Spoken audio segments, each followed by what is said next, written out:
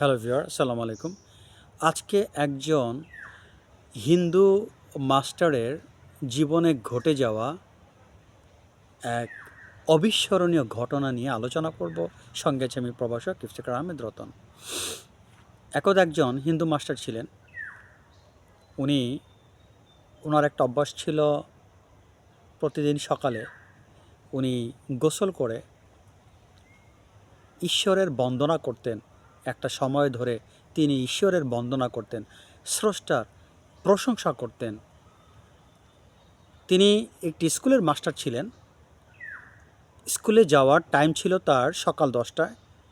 প্রতিদিন তাকে স্কুলে যেতে হতো, কিন্তু মাঝে মধ্যে দেখা যেত তিনি স্কুলে যেতে পারতেন না ঠিক টাইমে।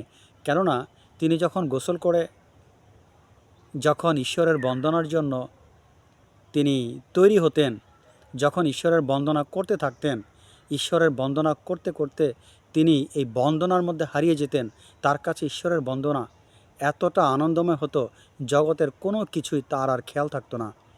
তার নিজের চাকরির কথা খেয়াল থাকতো না, তার নিজের অস্তিত্বের কথা খেয়াল থাকতো না। তিনি ঈশ্বরের বন্দনা করতে করতে করতে করতে তিনি অনেক সময় পার করে দিতেন। মাঝে মধ্যে তিনি বুঝতেও পারতেন না 11টা বা 12টা বেজে গিয়েছে। চোখ থেকে পানি ঝরত ঈশ্বরের বন্দনা করতে করতে। ঈশ্বরের প্রেমে তার চোখ থেকে পানি পড়ত। আসতে চাইতেন না। আপনারা জানেন, কেউ যদি তার কাঙ্ক্ষিত মেয়েকে পায় এবং তাকে বিয়ে করে, তাহলে প্রথম পর্যায়ে কিন্তু তাকে ছেড়ে কেউ আসতে চায় না। তার পাশেই বসে শুধু আলাপ করতে মন চায়, কথা বলতে মন চায়। 2 ঘন্টা, 3 ঘন্টা, 4 ঘন্টা কেটে যায়, তারপরে কিন্তু তার প্রেমিকাকে ছেড়ে, যার জন্য সে এতদিন ওয়েট করেছিল, তাকে ছেড়ে সে কিন্তু আসতে চায় না। কেননা অনেক দিন পরে সে তার প্রেমিকাকে পেয়েছে, তাকে বিয়ে করতে পেরেছে, তার আশা আকাঙ্ক্ষা পূর্ণ হয়েছে। সে মন ভরে তার প্রেমিকার সাথে কথা বলতে চায়, এটাই স্বাভাবিক। তাতে দেখা যায় তার 1 ঘন্টার জায়গায় 2 ঘন্টা লাগুক, সমাজের মানুষ কি বলুক, তার চাকরি বা ব্যবসায় যাই হোক, তারপরে কিন্তু সে তার প্রেমিকাকে ছেড়ে আসতে চায় না।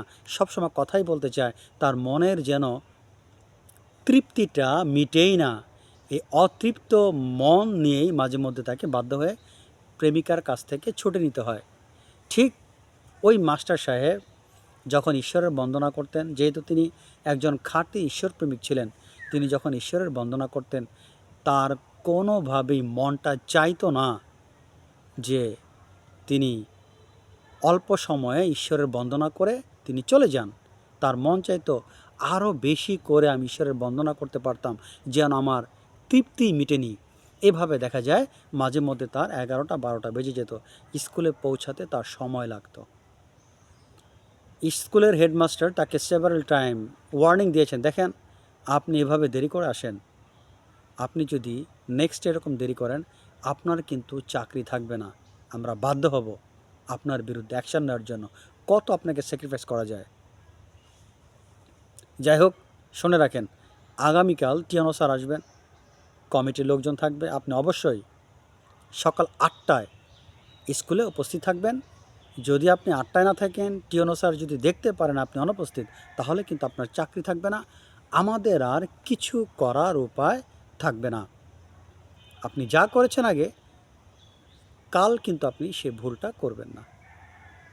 তো যাই হোক, মাস্টার মশাই উনি স্কুল সেরে, দায়িত্ব ছেড়ে, স্কুল যখন ছুটি হয় তিনি বাসা আসেন। বাসা আসার পরে তার স্ত্রীকে বলেন, দেখো আমাকে অনেক কটু কথা শুনতে হয়েছে, আমি ঈশ্বরের বন্দনা করি, ঈশ্বরের বন্দনা এত ভালো লাগে, ঈশ্বরের বন্দনার মধ্যে আমার অনেক সময় কেটে যায়, আমার স্কুলে যেতে দেরি হয়, যার জন্য স্কুলের হেডমাস্টার আমাকে এইসব কথাগুলো বলেছেন। যাই হোক, পরের দিন আবার অ্যাজ ইউজুয়াল তার যে অভ্যাস, গোসল করে আবার ঈশ্বরের বন্দনা করা শুরু করলেন। ঈশ্বরের বন্দনা করতে করতে তার কিন্তু সময় 8টা থেকে 9টা, 9টা থেকে 10টা, 10টা থেকে 11টা, 3 ঘন্টা হয়ে গেল। তার ধ্যান ভাঙল। ঘড়ির দিকে তাকিয়ে দেখেন অলরেডি 11টা বেজে গিয়েছে। তিনি তার স্ত্রীকে বললেন, তুমি আজকে আমাকে বিদায় দাও, আজকে আমার চাকরি চলে যাবে এটা নিশ্চিত। দেখি আমি যদি চাকরি চলে যায় দেখি আমি অন্য কোনো উপায় পাই কিনা এই সংসার পরিচালনা করার জন্য। স্ত্রীর চোখ থেকে পানি পড়ে গেল।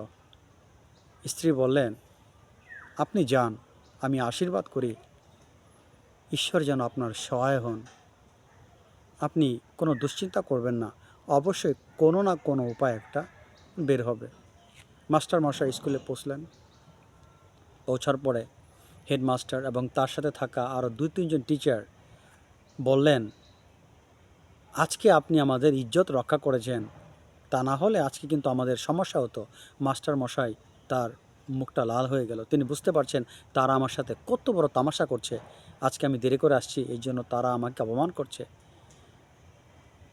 মাস্টার মশাই বললেন, হ্যাঁ, আপনারা আমাকে অপমান করছেন, অপমান পাওয়ার যোগ্য আমি, আমার কিছু করার নেই আসলে।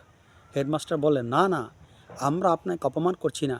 আজকে আপনি ঠিক 8টায় এসেছিলেন, টিওনা স্যার এসেছিল, আপনাকে পেয়েছিলেন, আপনার স্বাক্ষর পেয়েছিলেন।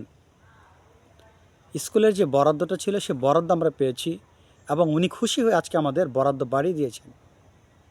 মাস্টার মশাই আরও দুঃখ পেলেন যে এভাবে আমাকে অপমান করা হচ্ছে। আমি আজকে স্কুলে দেরি করে আসলাম, তার জন্য আমাকে এইভাবে অপমান করছে। মাস্টার মশাই বললেন, দেখেন, আপনারা আমাকে দয়া করে আর অপমান করবেন না, আমার চাকরি যাবে আমি বুঝতে পেরেছি। প্রধান শিক্ষক বলেন, বিশ্বাস করেন আমরা আপনার সাথে আমরা ফানি করছি না, এটা বাস্তব। আপনি আজকে 8টায় এসেছিলেন, আপনি কি বিশ্বাস করেন না? মাস্টার মশাই বলেন, আমি তো 8টার সময় ঈশ্বরের বন্দনা করছিলাম। হেডমাস্টার তখন তাকে হাজিরা খাতা দেখালেন, এই যে দেখেন আপনি 8টায় এসেছিলেন এবং আপনার স্বাক্ষর। মাস্টার মশাইয়ের আর বুঝতে বাকি নেই, এটি ঈশ্বরের এক লীলা। তার চোখ থেকে পানি পড়া শুরু হলো। তিনি তার স্বাক্ষরটিকে, ওই যে স্বাক্ষরটি ছিল ওই স্বাক্ষরটিকে তিনি চুমু খেলেন। এটা আমার স্বাক্ষর নয়, এটা ঈশ্বরের স্বাক্ষর। চোখ থেকে পানি পড়া শুরু হলো। সবাই অবাক হয়ে কাণ্ড দেখতে লাগলো, মাস্টার মশাই কী করছেন? মাস্টার মশাই তখন বললেন, দেখেন, আমি আজকে ভয় করেছিলাম আমার চাকরি চলে যাবে, যেহেতু আমি দেরি করে আসছি। আজকে ঈশ্বর নিজেই আমার হয়ে এখানে উপস্থিত ছিলেন, তিনি স্বাক্ষর করে দিয়েছেন। আজ থেকে আমি এই চাকরি আর করব না। আমি ঈশ্বরের রাস্তায় গমন করলাম, জীবনে যতটুকু সময় আছে আমি তার বন্দনায় কাটিয়ে দিব, আমার আর চাকরি করার ইচ্ছা নেই। তিনি স্কুল থেকে চলে আসলেন, স্ত্রীকে বিষয়টা বললেন। স্ত্রী বললেন, হ্যাঁ, আপনি ঈশ্বরের রাস্তায় যেতে পারেন, আমার কোনো অভিযোগ নেই, আমি আপনাকে পূর্ণ অনুমতি দিচ্ছি। তাহলে ভিউয়ার, আমরা বুঝতে পারলাম একটা মানুষ যে পেশারেই হন না কেন, যদি তার মধ্যে মহান আল্লাহ তাআলার প্রতি তার বিশ্বাস থাকে, ভালোবাসা থাকে, খাঁটি ভালোবাসা থাকে, কোনো না কোনোভাবেই সে একদিন মহান আল্লাহ তাআলার নৈকট্য অর্জন করতে সমর্থ হন। এই ভিডিও থেকে আজকে আমরা মহান আল্লাহ তাআলার প্রেম সম্পর্কে জানতে পারলাম। ছোট পরিসরে আজকের ভিডিও এখানে শেষ করছি। সবাই ভালো থাকেন, আল্লাহ হাফেজ।